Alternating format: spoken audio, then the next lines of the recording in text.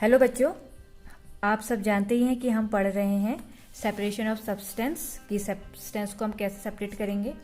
हमने इससे पहले वीडियो में आधा जो चैप्टर का आधा हिस्सा था वो समझ लिया था। अब आगे आइए चलते हैं, आगे बढ़ते हैं। इससे पहले हमने देखा था कि सेपरेशन ऑफ कंपोनेंट्स का कब हम कर रहे हैं, जब मिक्सचर क्या हमारा सॉलिड है, सॉलिड के साथ सॉलिड मिला हुआ है, तो उस समय हम एक सॉलिड को दूसरे सॉलिड से कैसे अलग करेंगे, ये हमारी विधियां थी। आज हम देखते हैं mixture of solids with liquid. अब ऐसा मिक्सचर है जिसमें सॉलिड और लिक्विड दोनों मिले हुए हैं और उसमें से हमको लिक्विड को अलग कर देना है, सॉलिड को अलग करना है। तो इसमें हम सेपरेशन सब्सटेंस को कैसे करेंगे। ठीक, उससे पहले सब्लिमेशन को थोड़ा समझ लेते हैं कि सब्लिमेशन आगे है क्या। एक ऐसी प्रक्रिया होती है ना बच्चों, जिसमें जो सॉलिड होता है वो डायरेक्ट चेंज हो जाता है गैस में जब हम उसको गर्म करते हैं। ठीक है, सब्लिमेशन क्या है, ये हमारा सॉलिड है, कोई भी सॉलिड हो सकता है। सॉलिड डायरेक्ट चेंज हो गया है हमारा किसमें, गैस में। इसको हम बोलते हैं सब्लिमेशन। ठीक हो गया, इसमें कोई बीच में लिक्विड की अवस्था नहीं आई। जर्नल अगर हम बात करें, जर्नल क्या देखते हैं हमने आइस देखा, आइस को हम गर्म करते हैं तो पहले ये लिक्विड बनता है ना, लिक्विड बनेगा, लिक्विड के बाद क्या बनेगा, ये गैस बनेगा। तो बीच में एक अवस्था लिक्विड की आती है, एक स्टेट आती है जिसमें वो लिक्विड बनता है। लेकिन यहां क्या हो रहा है, तब ये गैस बन रहा है, तो इसको हम इवेपोरेशन बोलते हैं। लेकिन यहां क्या हो रहा है कि सॉलिड डायरेक्ट गैस में बदल जा रहा है, तो इसको हम क्या बोलते हैं, सब्लिमेशन। जैसे एग्जाम्पल है नेफ्थलीन की गोलियां, कपूर की गोलियां। कपूर को जब हम जलाते हैं तो कपूर एक ठोस है, तो आपने देखा है कि वो पिघलता तो नहीं है, जब हम इसको जलाते हैं तो वो धुआं करता है और सीधे गैस में बदल जाता है। तो नेफ्थलीन की कैप्सूल्स जो आती हैं वो इसका एक अच्छा उदाहरण हो सकता है। ठीक, दूसरी अब हम यहाँ से बात करते हैं कि सॉलिड अगर लिक्विड के साथ मिला हुआ हो, एक सॉलिड और एक लिक्विड मिला हो, तो उन मिक्सचर को कैसे कैसे हमको अलग करना है। तो उसकी पहली प्रक्रिया है इवेपोरेशन। इवेपोरेशन में क्या होता है ना, ये एक मैंने आपको भी बताया था, इवेपोरेशन की एक स्टेट ऐसी बताई थी कि आइस में लिक्विड आया, लिक्विड से वो गैस बन गया, तो ये इवेपोरेशन हो जाता है। तो आप इसको भी लिख सकते हैं कि इवेपोरेशन, लेकिन आपने सॉलिड और लिक्विड की बात करनी है। अब आपके पास ऐसा मिक्सचर है जैसे आपने सैंड एंड वाटर लिया है का मिक्सचर लिया है। ठीक है, ये एक ग्लास है आपके पास, ग्लास में आपने मिट्टी भी पानी डाला, पानी में मिट्टी घोल दी। अब आपने इसको गर्म कर दिया। ऐसा ही मिक्सचर तो लेना है ना, हमने सॉलिड और लिक्विड का मिक्सचर लेना है। तो सॉलिड सैंड हो गया, लिक्विड हमारा वाटर हो गया। अब आपने इसको हीट किया, हीट करने के बाद क्या हुआ, जो हमारा वाटर है, जो हमारा वाटर का भाग है वो गैस बन गया, और जो हमारा सैंड है वो क्या हो गया, हमको वैसे ही वहाँ पे बचा हुआ मिल गया। तो ये हमारी प्रोसेस हो जाएगी इवेपोरेशन की। ठीक, या फिर आप देख लीजिए, एक आपने बर्तन लिया, बर्तन में आपने NaCl नमक डाल दिया, प्लस आपने H2O वाटर डाल दिया। अब आपने इसको क्या करा, हीट कर दिया। हीट करने के बाद आपने क्या देखा कि जो पानी है, एक टाइम के बाद आप लगातार इसको गर्म करते जाए, उबालते जाए, जो पानी है वो हमारा क्या हो गया, इवेपोरेट हो गया। और जो NaCl है वो हमारा थोड़ा सा उसमें बर्तन में बचा रहता है। तो इसको हमने क्या देखा कि ये क्या हो गया, हमारी इवेपोरेशन की प्रोसेस हो गई। दूसरा हम देख रहे हैं क्रिस्टलाइजेशन, CRYSTALLIZATION, क्रिस्टलाइजेशन। ठीक, एक ऐसी प्रक्रिया होती है, it is a process which separate a pure solid, जो एक प्योर सॉलिड को अलग कर देता है in the form of crystals में फ्रॉम अ सैचुरेटेड सॉल्यूशन। अब इस सैचुरेटेड सॉल्यूशन क्या है, आपने एक ग्लास में पानी लिया और चीनी डाल दी। देखो, आपने पानी में अभी चीनी उतनी ही डाली जितनी पानी में घुल जाएगी। उसके बाद आपने 1 चम्मच और डाल दी, फिर आपको और ताकत लगी उसको घोलने में, लगेगी ना, क्योंकि पानी की मात्रा नहीं बढ़ाई आपने चीनी की मात्रा बढ़ा दी है। अब आपने घोला थोड़ा बहुत खुल गई, आपने 1 चम्मच और डाल दिया, तो उससे क्या होगा, वो गाढ़ा सा मिक्सचर बन जाएगा। आपको बहुत ताकत लगी उसको मिलाने में, क्योंकि आपने पानी नहीं बढ़ाया, आप चीनी बढ़ाते जा रहे हैं। तो ये जो एक आपका सॉल्यूशन बन जाएगा, इसको हम बोलते हैं सैचुरेटेड सॉल्यूशन। ठीक, एक सैचुरेटेड सॉल्यूशन बन गया इसको हम। जब इस सॉल्यूशन को हम हीट करते हैं, गर्म करेंगे, तो क्या होगा, जो इसमें से जो पानी है वो इवेपोरेट होकर तो बाहर निकल जाएगा, लेकिन जो चीनी के कण हैं वो क्रिस्टल्स के रूप में हमको वापस मिल जाएंगे। तो हो गया ना अलग अलग, पानी गैस के रूप में बाहर और क्रिस्टल, चीनी के जो क्रिस्टल थे वो हमको वैसे मिल गए। तो ये एक सेपरेशन हो गया। तो ये तो दो आपने ऐसे देखे सॉलिड और लिक्विड का मिक्सचर, जहाँ पे को सॉलिड और लिक्विड आपस में घुले हुए रहते हैं। जैसे आपने यहाँ पे देखा ना, नमक और पानी का घोल वो घुला ही रहता है। क्रिस्टलाइजेशन में आपने एक सैचुरेटेड सॉल्यूशन बनाया, चीनी और पानी का। अब कुछ सॉलिड ऐसे होते हैं जो पानी में घुलते नहीं है, जैसे मैंने सैंड और वाटर का आपको एग्जाम्पल दिया था। ठीक, सैंड और वाटर का आपको एग्जाम्पल दिया। तो कुछ हमारा मिक्सचर ऐसा भी होता है, ऐसे सॉलिड जो लिक्विड में घुलते नहीं है, तो उनको कैसे आप अलग करेंगे? तो सेडिमेंटेशन, पहला एक ऐसे प्रोसेस आता है सेडिमेंटेशन का। तो the process of separation of two component, दो कंपोनेंट जो हमारे दो अलग अलग कंपोनेंट हैं, कौन सा, एक सॉलिड और एक लिक्विड। ठीक है, उनको सेपरेट करते हैं इन सच अ वे, इस तरीके से, that the heavier substance settle down. ऐसे सेपरेट करेंगे कि जो हमारे भारी वाले तत्व होते हैं ना, वो सेटल डाउन हो जाते हैं। जैसे आपने एक गिलास लिया, उसमें आपने सैंड डाल दी, उसके बाद से आपने उसमें पानी डाल दिया, अब आपने उसको चम्मच से घोल दिया, घुल गया। फिर अब आपको कहा कि आपको मिट्टी और पानी को अलग करना, आप क्या करेंगे, उस गिलास को एक 5 से 10 या 15 मिनट के लिए रख देंगे। तो क्या सेटल डाउन हो जाएगा ना, जो मिट्टी क्या होगी कुछ टाइम बाद सेटल डाउन हो जाएगी, मिट्टी नीचे बैठ जाएगी और पानी ऊपर आया रहेगा। तो अब उस पानी को आप क्या कर सकते हैं, उस पानी को पोर कर सकते हैं ना, निकाल सकते हैं। पानी ऊपर ही ऊपर आपने ऐसे गिलास को टेढ़ा करा, पानी को निकाल दिया और मिट्टी नीचे रह गई, पानी अलग हो गया। तो आपने देख लिया ना, पानी और मिट्टी को इस तरीके से सेपरेट कर दिया। एक मेथड सेडिमेंटेशन की हो गई। अब कुछ ऐसे मिक्सचर होते हैं बच्चों जो दोनों लिक्विड होते हैं, ठीक, जैसे पानी और तेल, और लेकिन वो मिक्स नहीं होते हैं। उनको सेपरेट, उनको अलग अलग करने की जो विधि होती है उसको हम बोलते हैं डिकेंटेशन। जैसे separation of two component, two component में कौन आया हमारा, एक ऑयल आ गया, एक वाटर आ गया, which do not mix together, जो एक साथ नहीं मिलते हैं, उनको हम डिकेंटेशन की एक विधि प्रोसेस होती है, उसके थ्रू हम उन दोनों को अलग कर देते हैं, जैसे वाटर और ऑयल। अगला हमारा बात आई फिल्ट्रेशन। अब हम छानते हैं, फिल्टर कैसे कर रहे हैं। ठीक, the process in which separation of solid from liquid bye a filter paper और स्ट्रेनर, जैसे example separating mud from water by using filter paper. जैसे आप इसको भी फिल्ट्रेशन करना, फिल्टर कर देना। आपके पास फिल्टर होंगे ही, आप उसमें जब पानी डालते हैं तो 1 गैलन पानी डालने के बाद आप देखते हैं जो सही अच्छा पानी होता है नीचे आ जाता है, तो ऊपर कुछ आपके जो धूल के कण हैं या फिर गंदा पानी है जो नहीं छनता है वो ऊपर ही रह जाता है। तो जो नीचे आपको मिल गया उसको हम फिल्ट्रेट बोल लेते हैं, जो ऊपर रह गया आपका वो रेसिड्यू हो गया। तो ये क्या हो गई, सेपरेशन हो गया ना। जैसे चाय जब आप बना रहे हैं, चाय आपने बनाई तो चाय को छानने के बाद चाय की पत्ती ऊपर रह गई, ठोस पार्ट, और पानी नीचे आ गया। ये भी तो सेपरेशन हो गया ना, पानी और ठोस में। जब आपने चाय बनाई थी तब तो सब मिक्स एक साथ किया था, उस वक्त आपने सब मिक्स करा था। तो लेकिन अब देख रहे हैं आप जो पानी है, जो दूध है, पानी है और जो चीनी है, वो पानी जो चाय का जो नीचे गिलास में मिला है उसमें हमको मिल गया, और जो पत्ती है या फिर आपने अदरक डाला था, तुलसी डाली थी, वो सब हमको ऊपर जो सॉलिड उसमें वो डाले थे वो सब ऊपर मिल गए।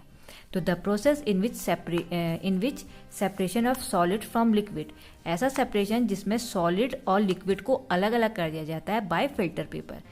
एक केमिस्ट्री में एक फिल्टर पेपर यूज़ करते हैं, ऐसे वाइट रंग का फिल्टर पेपर होता है, ऐसे हल्का छोटे, इसमें ऐसे करके फिल्टर, ऐसे करके जालियाँ सी होती हैं, फिल्टर पेपर कहते हैं हम उसको, या फिर हम तो उसके द्वारा भी हम फिल्टर करते हैं केमिस्ट्री लैब में।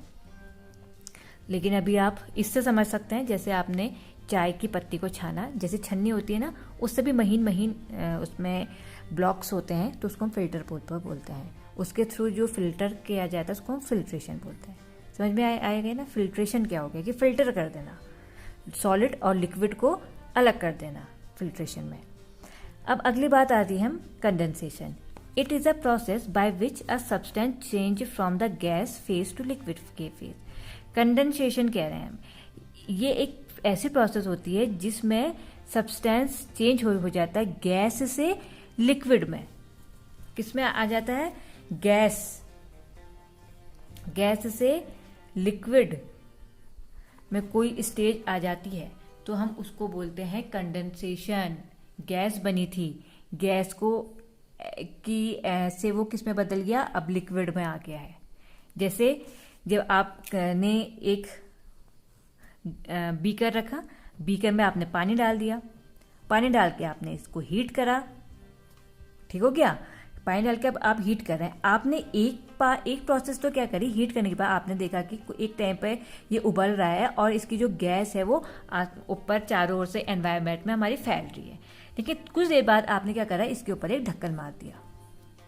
ढक्कन मारने के बाद आपने क्या देखा, फिर आपने गैस बंद करी। गैस बंद करने के बाद जितनी भाप थी वो थाली की जो आपने ढक्कन लगाया था उस पर चिपक गई होगी। जब आप ढक्कन उठा के देखते हैं तो उसमें बहुत सारा पानी चिपका होता है ना, तो वो गैस किस में बदल गई, लिक्विड में। गैस तो थी उससे पहले, जब तक आपने उसमें ढक्कन नहीं लगाया था वो गैस के रूप में यहाँ वहाँ भटक रही थी। लेकिन जैसे आपने उसके ऊपर लिड लगाया, लिड लगाने के बाद आपने देखा कि लिड को हटाया तो आपने देखा तो लिड के ऊपर तो पानी है, तो जो गैस थी वो लिक्विड में बदल गई। इसको हम क्या बोलते हैं, कंडेंसेशन। ये बहुत इंपॉर्टेंट वर्ड्स हैं बच्चों, इनको आप जिंदगी ताउम्र आपको याद रखना है। केवल काम करना है, काम करके भेजना ही है करके बहुत ज़रूरी नहीं है। तो इन चीज़ों को आप समझो, इन चीज़ों को सीखो कि क्या है ये चीज़, क्योंकि ये आपकी लॉन्ग टाइम आपका साथ देंगी। ये ज़रूरी है, ये बेसिक चीज़ें हैं जो आपको याद होनी चाहिए। कंडेंसेशन क्या है, डिकेंटेशन क्या है, फिल्ट्रेशन क्या होता है, इवेपोरेशन क्या होता है, सब्लिमेशन क्या होता है, क्रिस्टलाइजेशन क्या होता है, ठीक है। ये सब आपको, ये विनोइंग क्या है, सीविंग क्या है, हैंड पिकिंग क्या है, तो ये सब चीज़ें आपको याद रहनी बहुत ज़रूरी है कि किस तरीके से हम सेपरेट करते हैं सब्सटेंस को, ठीक है। अब यहाँ तक तो हमारा थोड़ा, इसीलिए मैं आपको नोट्स बना के दे रही हूँ ना कि आप इन चीज़ों को सीखें। सीखना बहुत ज़रूरी है, सीखिए ना, रटना ज़रूरी नहीं है, सीखिए। और भाषा आप अपने, जरूरी नहीं है बस मैंने तो ये एक आपके पास नोट्स के रूप में रहेगा करके लिखा रहेगा।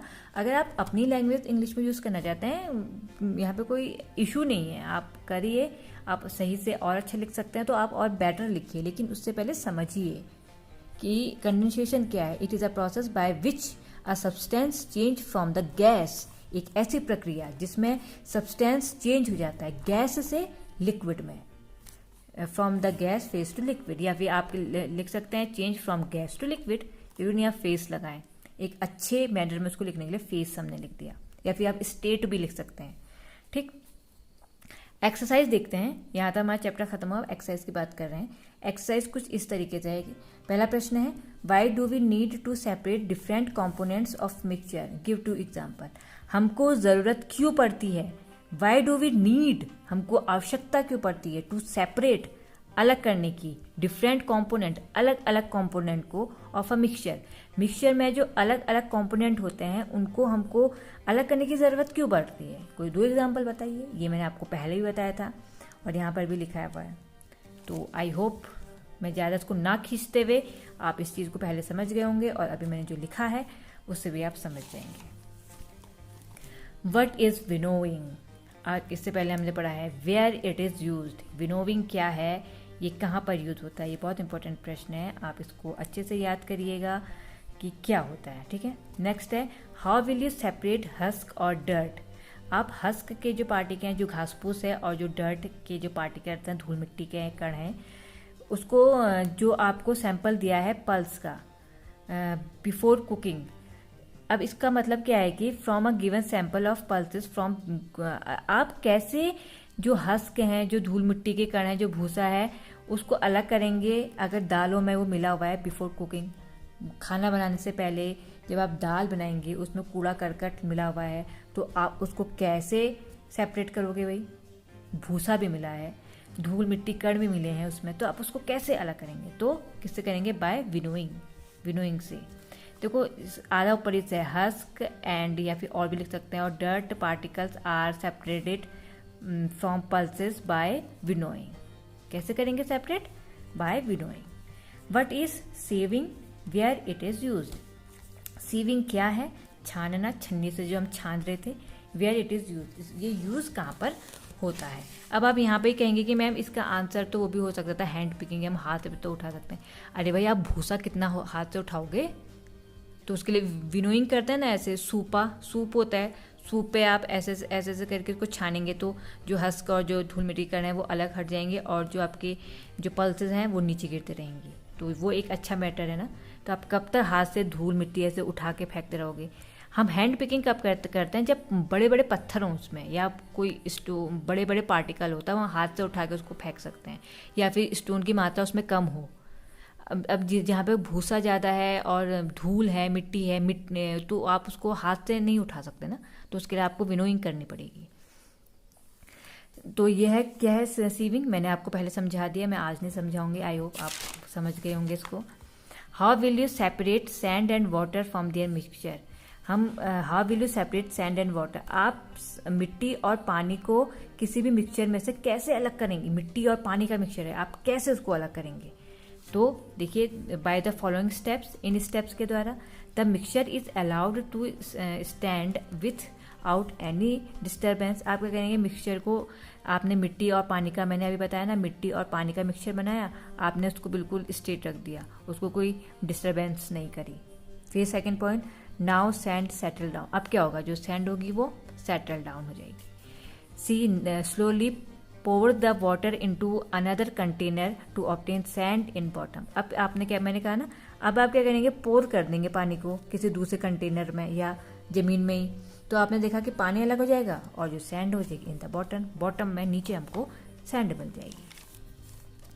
Next question, it is possible to separate sugar mixed with wheat flower.